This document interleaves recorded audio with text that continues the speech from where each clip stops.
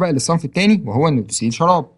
والنوتوسيل بيحتوي على مادة فعالة واحدة وهي الكلوبراستين فينزويت، ودي مادة فعالة بتنتمي لفئة من الأدوية اسمها مثبطات السعال أو الأنتي تاسلز، واللي بتعمل عن طريق التأثير على مراكز الكحة بالمخ، بالإضافة إلى إنها بتساهم في تثبيط نشاط بعض المواد اللي بتساعد في حدوث الالتهاب، بالإضافة لتأثيرها المضاد لتقلص الشعب الهوائية، واللي بدوره بيحسن من القدرة على التنفس وبيحد من السعال في العديد من الحالات.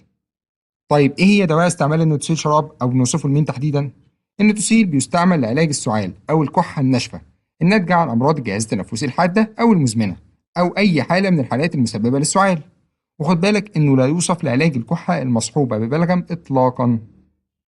طيب إيه هي الأعراض الجانبية للنوتوسيل أو إيه هي أضراره؟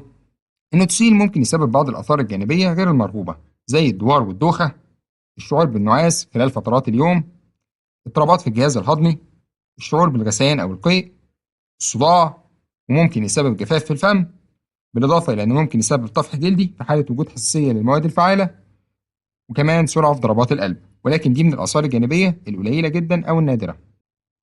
طيب يا دكتور إيه هي موانع استعمال النوتوسيل أو من الحالات الممنوع من استعماله؟ أول حاجة ممنوع في حالة الحساسية المفرطة تجاه أي مكون من مكونات الدواء.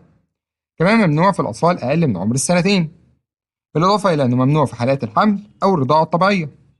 كمان بعض الحالات لازم تستشير الطبيب المعالج قبل الاستخدام، زي مرضى الجلوكوما أو في حالات تضخم البروستاتا عند الرجال، وكمان مرضى الكبد. طيب يا دكتور إيه هي جرعة النوتوسيل شراب أو نستعمله إزاي؟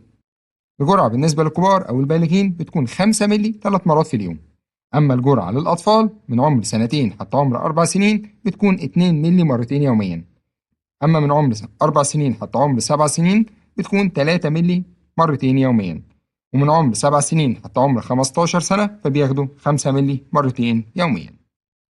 والنوتوسيل بيكون متوفر في الصيدليات بسعر 71 جنيه للعلبة الواحدة.